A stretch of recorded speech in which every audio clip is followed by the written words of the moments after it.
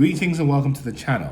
My name is Dr. Gyesie, transformational coach and shamanic leadership guide here at Inner Mileage, where we help folks understand the traumatic roots of their limiting self-beliefs and how to take inspired action so you can live resonant lives right here, right now.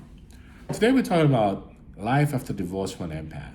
You see, we're going to dismantle the illusions and confront the raw truth that will elevate your soul consciousness about life after divorce and a narcissist.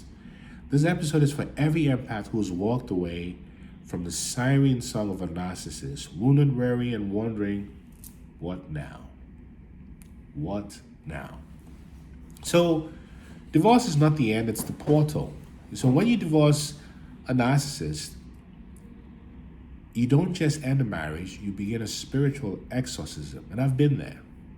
It's not about ink on paper, it's about severing a psychic cord, an energetic parasite, and an identity you were seduced into wearing.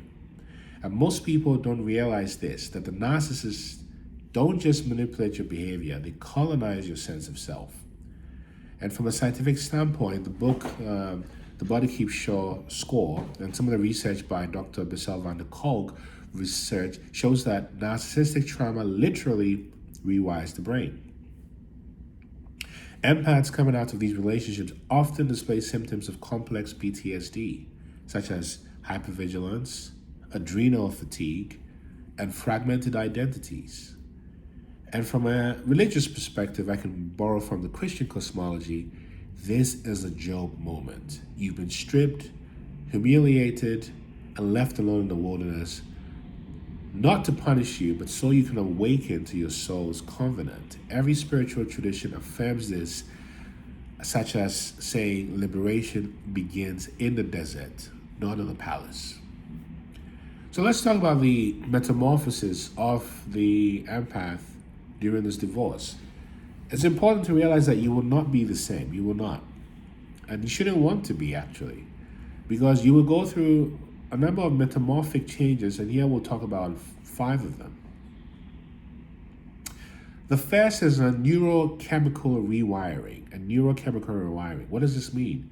Your brain begins to detox from cortisol, which is a stress hormone, and adrenaline surges. You start to sleep more or better. You stop scanning the room for threats, and your parasympathetic nervous system comes online. This is your body's first whisper of safety. Then there's value realignment. You start realizing that your worth is not connected to being useful to others. The trauma bond breaks. And you remember, you too have wants, you too have dreams, and you too have boundaries. You see? You're not just in service to others when you were under spiritual slavery. Then this leads to energetic sovereignty, i.e., from a spiritual lens, you begin reclaiming energy you didn't know you'd outsourced. And you cut the cords, you close the portals, you stop trying to be the narcissist's savior and instead become your own savior. And as a result, you are able to enter into embodiment. You return to your body, right? For many empaths, this is important because narcissistic abuse disembodies you. You become cerebral, you become performative, or excessively spiritual as an escape. But healing pulls you back into the wisdom where all wisdom lives, in the body. And then ultimately, if you're so fortunate, there's an activation of your purpose. This is the highest alchemy because your pain is now transmuted into your calling. And you start building a life not to survive, but to serve.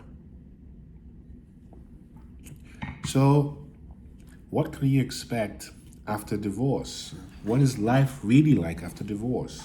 What's the nitty-gritty? Well, let's be honest. You will experience withdrawal. You may miss them even. Not because they were good, but because the trauma bond feels like love. And from a scientific angle, this is the oxytocin dopamine crush, right? Your nervous system was addicted to the narcissist's intermittent reinforcements. Just like a slot machine occasionally pays you. And from a Buddhist psychology perspective, clinging is the root of suffering, clinging onto things that you want. And divorce from a narcissist is the karmic doorway to release clinging to an illusion. You can also expect grief, expect identity confusion, and expect severe moments of self-blame. And it's critical to realize that these are not signs of failure. They're not. They're actually signs of going through a detox. So why do empaths attract narcissists, and how do you stop attracting these narcissists? The hard truth is, you didn't attract a narcissist because you were weak. You attracted them because your light was unguarded. And your empaths are like open systems, always receptive, intuitive, and energetically porous. And that's sacred, but it's dangerous without discernment.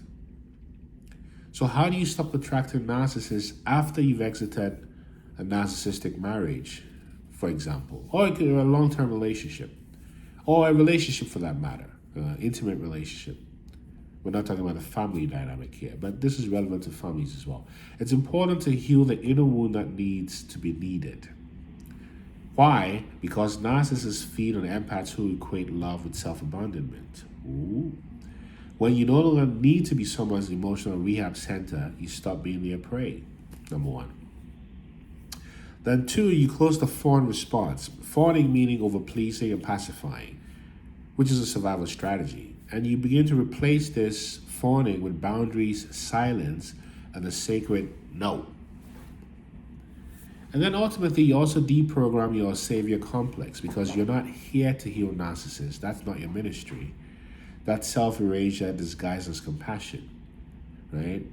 And it's important to have your energetic hygiene. Clean your field daily, pray, meditate, move your body, speak your truth. Your aura must become your firewall. And ultimately, let the higher force choose for you. From a spiritual standpoint, you must trust divine intelligence and let divine intelligence, not your wounded attachment style, guide your relationships. What's chosen in trauma cannot be trusted. And if this sounds like you, type transform in the comment section. Let us know how we can be helpful to you. So what's the real meaning of the divorce? What's the paradigm shift? Divorcing a narcissist is not just a personal decision. It's a generational rupture. You're ending cycles your ancestors endured in silence. You're dismantling inherited beliefs that love must hurt. And you're rejecting the theology of suffering that says endurance is love. From a quantum perspective, your timeline shifted. You're collapsing timelines of abuse, servitude, and martyrdom. You're choosing alignment, peace, and embodiment. And you're not starting over, you're starting true. You're not starting over, you're starting true. So to every empath who escaped, you're not broken. You may feel broken, you're not. You're not crazy. Although you've been made to feel crazy, you're not. And you're not too much. You're not too much for the right people. You were simply chosen to transmute darkness into light. And we are here to help you rise, be aligned, embodied, and untouchable by narcissistic energy ever again. See, this is your sacred reckoning. Your soul is far too expensive to lease to pain. And it's time to come home. See, in this personal identity, but also realizing that there is no permanent person. And once you become the observer, you begin to transmute suffering from an observer's perspective, because the observer effect transmutes and changes what is observed, which leads to inspired action. And inspired action includes managing your spiritual hygiene by having strong boundaries, having clarity of purpose, clarity of orientation, to ensure that all the relationships you attract to your life from here on are intentionally aligned to you. And to the narcissists that you come across, you do have compassion for them, but you are no longer in resonance with that frequency of pain and that frequency that sends you to the hell realm. If this resonates with you, like, share, subscribe to this channel. Remember to hit the notification bell so you're alerted to new videos whenever we post them. And recognize there's absolutely no one like you. Keep soaring, keep shining.